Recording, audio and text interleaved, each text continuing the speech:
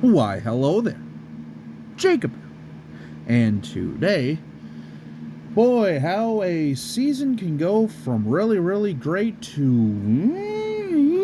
in about 2 games flat.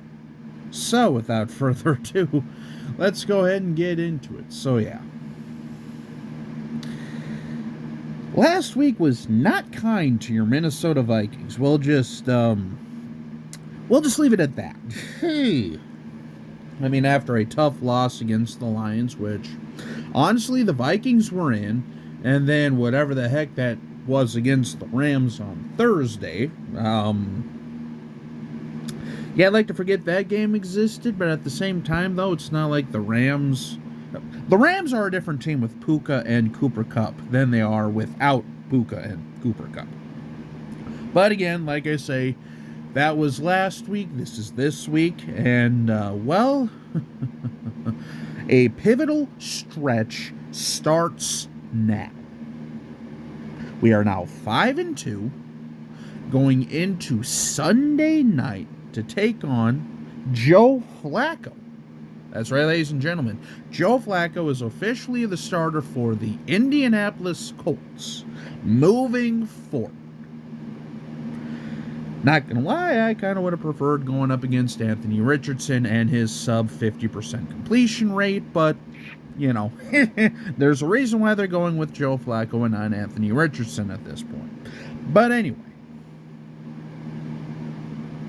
So yeah, let's go ahead and actually get into some of the matchups here, because there's a lot of intrigue on both sides of the aisle, depending on if you're a Colts fan or a Vikings fan or whatnot. So, yeah.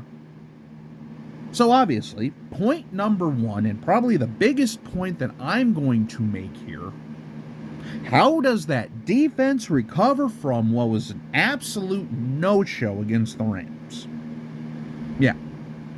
Beefalo, Gink, Dallas Turner, Ivan Pace, Gilmore, Smith. Fellas, how are we going to bounce back from whatever the hell that thing was on Thursday last week? Because whatever the heck that was, toofta. Yeah, let's not have any more of those, please. Because, yeah, not gonna lie, this is, we're kind of on a rocky boat right now. In which, I mean, don't get me wrong, it's 2 losses, but the fact that they were back-to-back in 1 week, and we go from 1st to 3rd in the division, granted, 1st to 4th in the division is a 2-game swing, so, I mean, it's not, we could end up being 4th and finish 12-5 or 13-4. I mean, that's, But anyway, regardless, yeah, that defense is going to have to step up against Joe Flacco, who, well, Joe Flacco is a Super Bowl winner, took the Browns from basically teetering on a playoff team last year to in the playoffs from literally his couch, became the backup to the Colts, and, well, like I say, he's probably going to be steering that ship for the foreseeable future.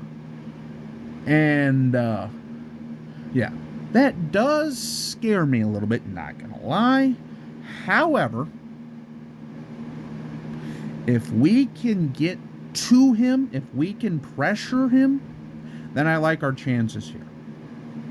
Because again, while they may not have necessarily massive weapons, I mean, Alec Pierce is a stud. Pittman is a stud when he's on. And, of course, you cannot forget about Jonathan Taylor, who is one of those backs where if he gets going, I mean, him alone can single-handedly win a game here. And if we let that run game go, it could be a long, long day for us. So yeah, obviously key number one is get some pressure, get to the quarterback, and neutralize that run game. And then, of course, going over on the flip side, Sam Darnold will be getting back a massive weapon in TJ Hawkinson, who is a full go going into that game Sunday night? And also, will we see Cam Robinson this week? Will it be a combo of Brandell, Quessenberry, and Reisner coming in? I'm not 100% sure as of recording this video, but if Cam Robinson is ready to go and has his mojo going, or, gets at the very least, the vote of confidence or the thumbs up, he's probably going to start right away. Which, honestly, I kind of wish he would. I mean, he's definitely an upgrade over Quessenberry. Nothing against Quessenberry, but he's definitely a little bit long in the tooth. And, well, we kind of saw how after Darrisaw went out last game, especially with Sam Darnold, I should say, being one of those quarterbacks that holds on to the ball for a very long time, that, could mean not so great things. But yeah, also, Aaron Jones, if we can tote that rock too, a la like a Jonathan Taylor, I like our chances here because it's amazing just how much our offense over these first, I'd say, 6 or 7 games runs through Aaron Jones. Kind of reminds me back in the days of Dalvin Cook with Zimmer, like where our offense, if they have like their best foot forward, is when Dalvin Cook is, well, cooking. So, but now it's going to be interesting to see how their defense, because they actually have a pretty good defensive line. Secondary is a little suspect, but how can that run game do against their defensive line, which is a very sneaky good defensive line, including the first defensive player in Laiatu Latu. Apparently, DeForest Buckner is back, who is a solid defensive lineman himself. So those two guys alone, yeah, we're going to have our hands full here, especially with a makeshift offensive line that may take a week to really get all the continuity and, everything gelling here. And then, of course, going to the skill positions, a la the receiving core, I should say.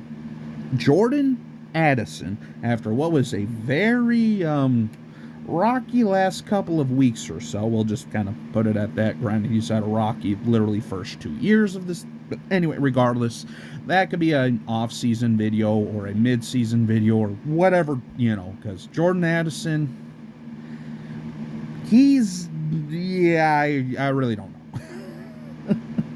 He's kind of turning into that diva in a way. But again, I don't, with the whole free 3 movement and this and that, and apparently that his brand, but honestly, the truth is probably somewhere between him being frustrated and him actually being, free 3, because I know that during draft day, that was sort of his calling card. But I'll be curious to see how Darnold distributes the ball between Jefferson, who's definitely going to get his, Addison, who seems like he's actually open a little bit more than he's not, but for whatever reason, Sam Darnold, has like 3 players in mind. Johnny Munt, Justin Jefferson, and Aaron Jones. Seems like those are like the 3 big guys that he always throws it to. But again, with Hawkinson being back, that should help open up the intermediate game, which then can unlock Addison a little bit more, which then in turn will hopefully unlock Jefferson. So what I want to see from Kevin O'Connell is that boom, boom, boom, boom, boom, boom, mid-game speed style of offense here. Get the ball out of Darnold's hands quick, get yardage, get it into your players' hands, and go down the field. And then set yourself up for some kill shots here and there, set yourself up for a good game from Aaron Jones, maybe get a little more Cam Akers involved, who knows, but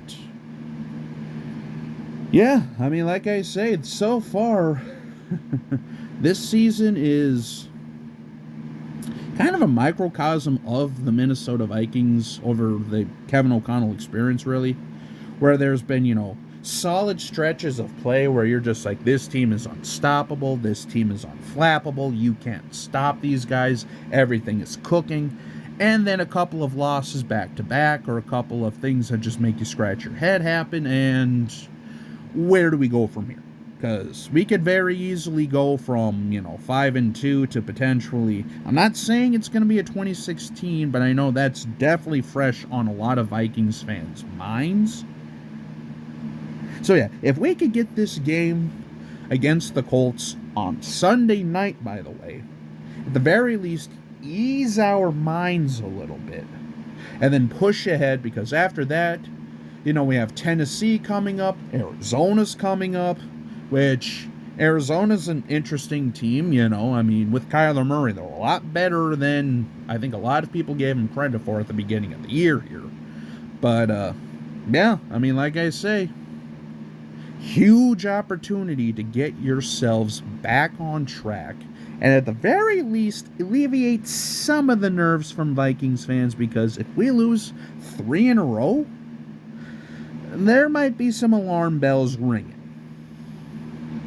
But again, I won't worry about that unless that actually happens, or whatever the case might be here, because again, we're still 5-2, going into the Colts week, which again, coming into the season, if you would have asked me in June or July, with all the stuff that has happened and Darisaw being injured, how would you feel being 5-2 going into week 9? I'd take it.